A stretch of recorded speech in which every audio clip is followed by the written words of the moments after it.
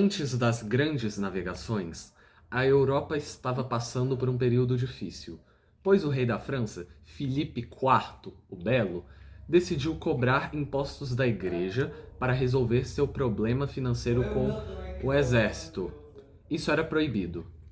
Entre vários conflitos, uma das estratégias do rei foi uma mentira.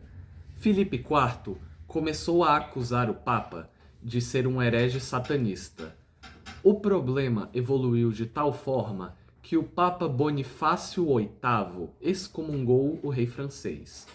Após a morte do Papa e também de seu sucessor, Bento XI, o papado foi reforçado pelo cardeal francês Bertrand de Gaulle, que tomou o nome de Clemente V.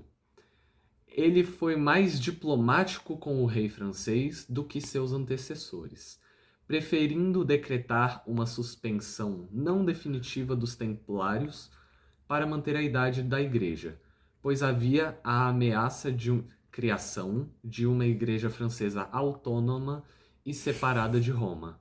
Filipe IV, o Belo, precisava de dinheiro e descobriu a fortuna dos templários franceses.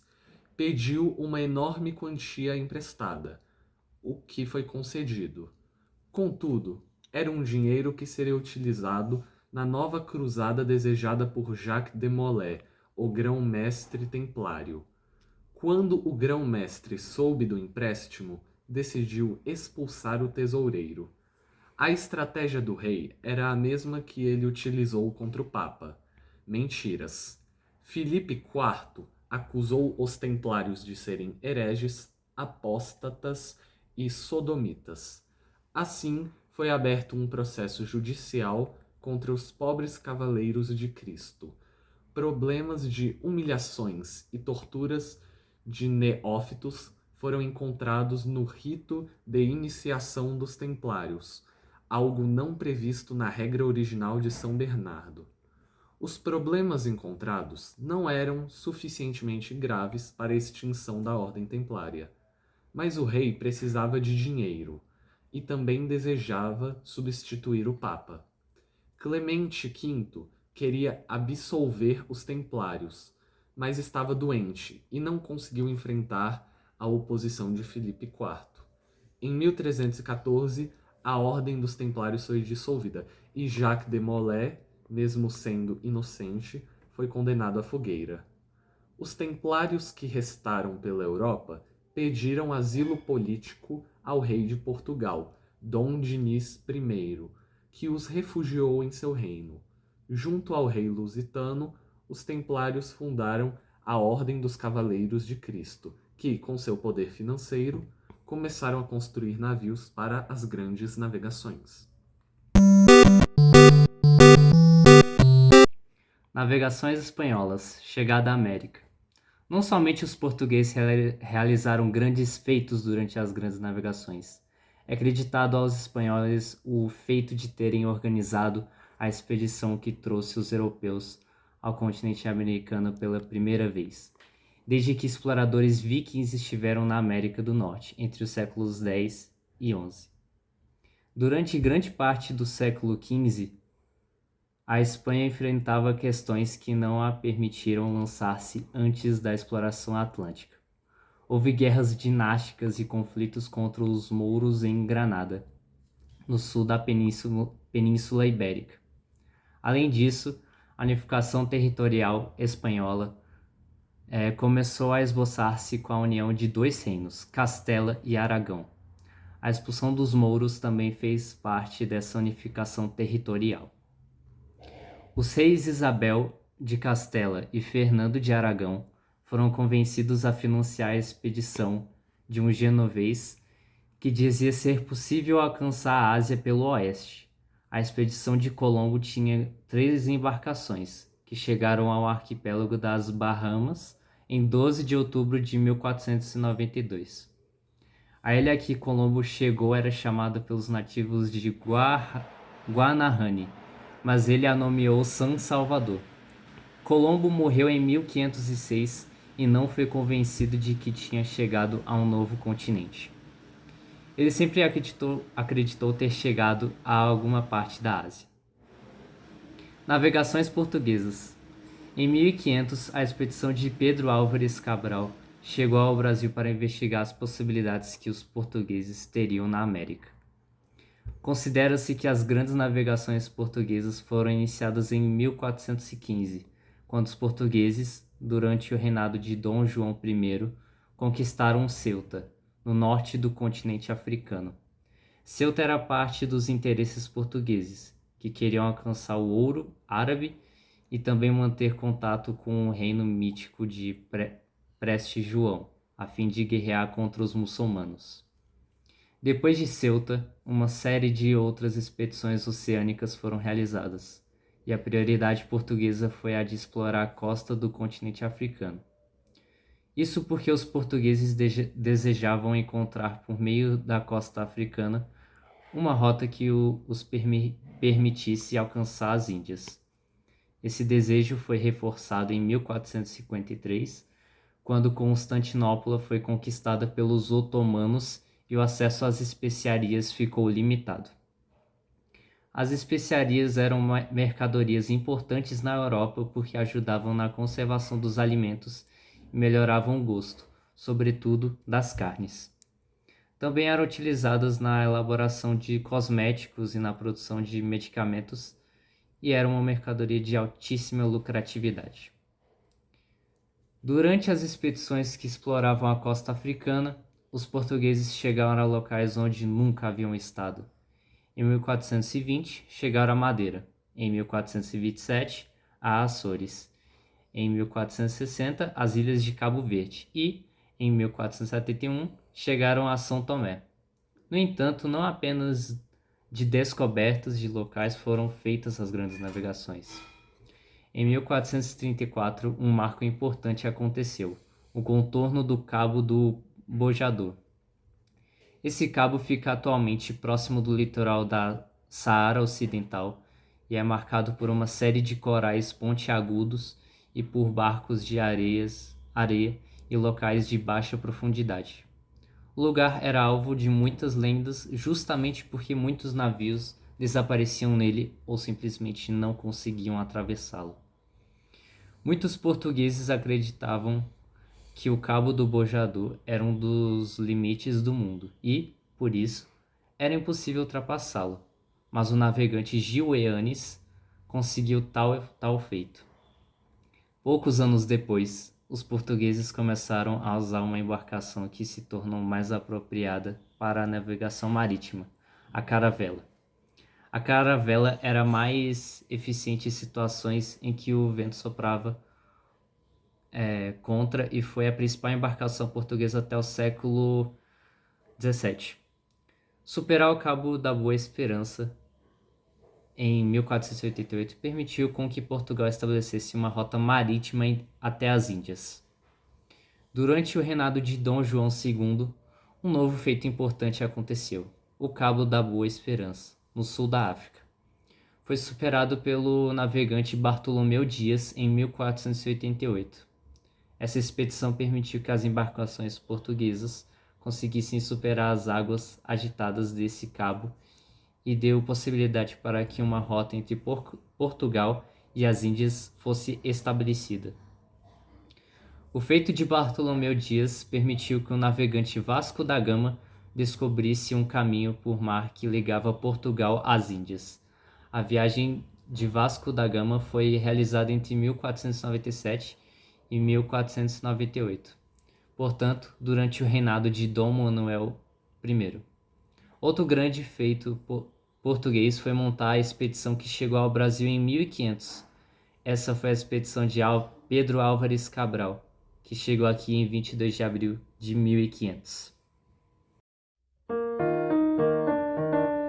A necessidade de se descobrir um novo caminho marítimo para as Índias para que fosse possível a comercialização de especiarias como pimenta, cravo e canela e gengibre, além de metais preciosos como ouro e prata.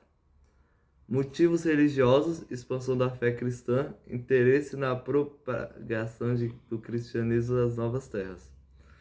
Necessidade de encontrar novas rotas comerciais mais diretas e lucrativas.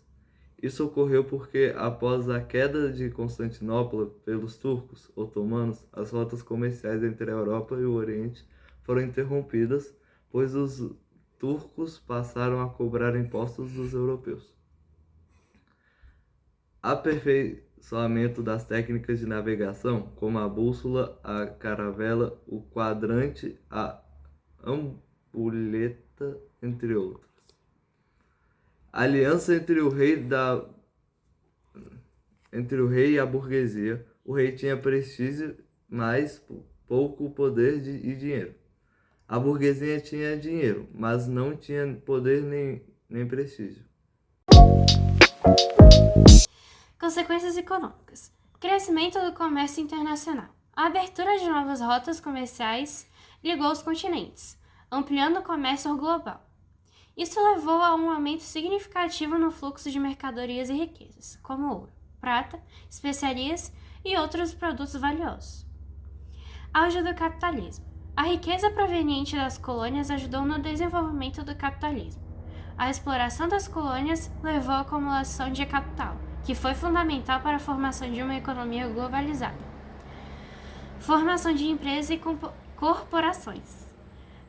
Surgiram novas formas de organizações empresariais, como as companhias de comércio, exemplo, Companhia das Índias Orientais, que eram responsáveis pela exploração das novas rotas e pelo controle do comércio em regiões distintas.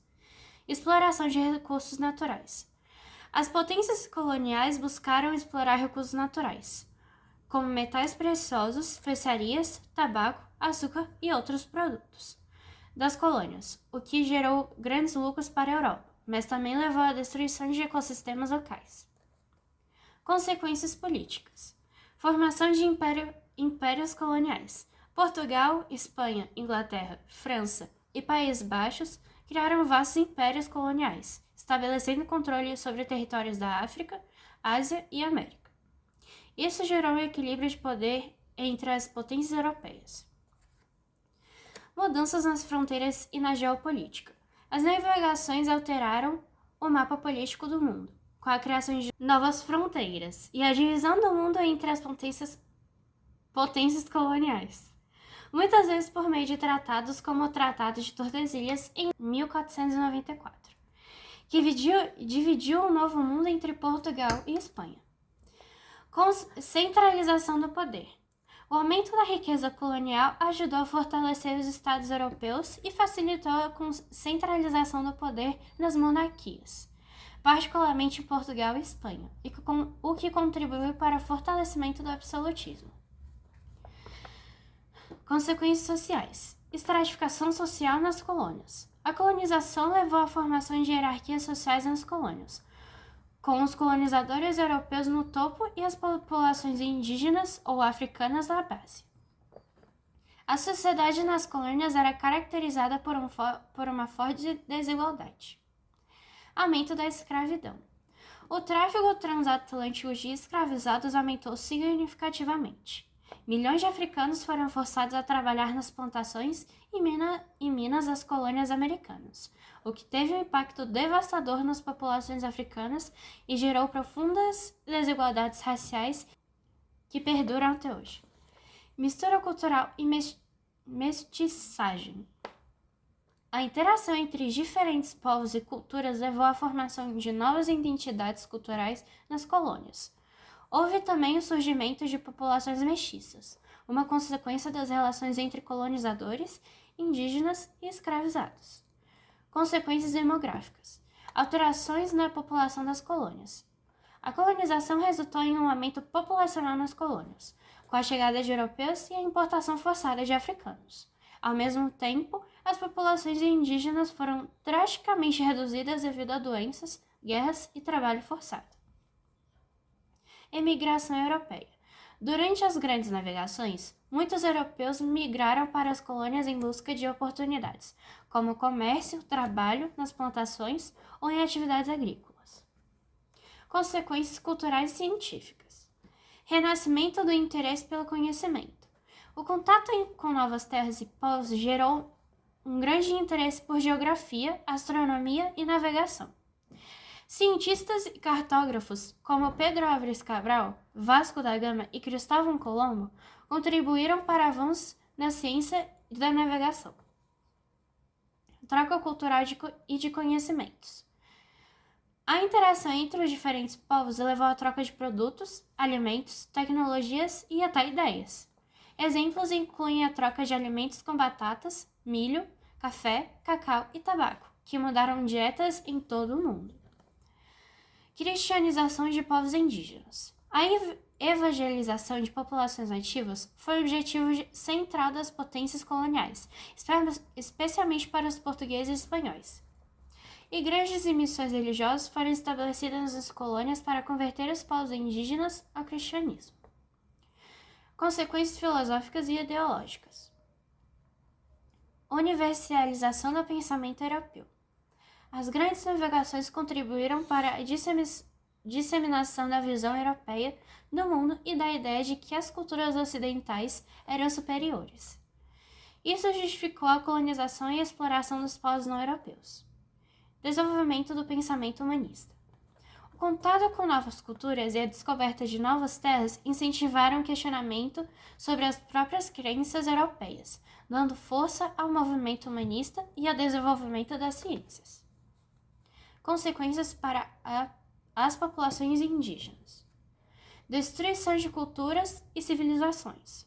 As populações indígenas sofreram um processo de destruição cultural e física. Muitas civilizações pré-colombianas, como os maias, astecas e incas, foram derrotadas e desapareceram ou foram dizimadas pelas doenças e pela violência dos colonizadores. Imposição de novas línguas e religiões.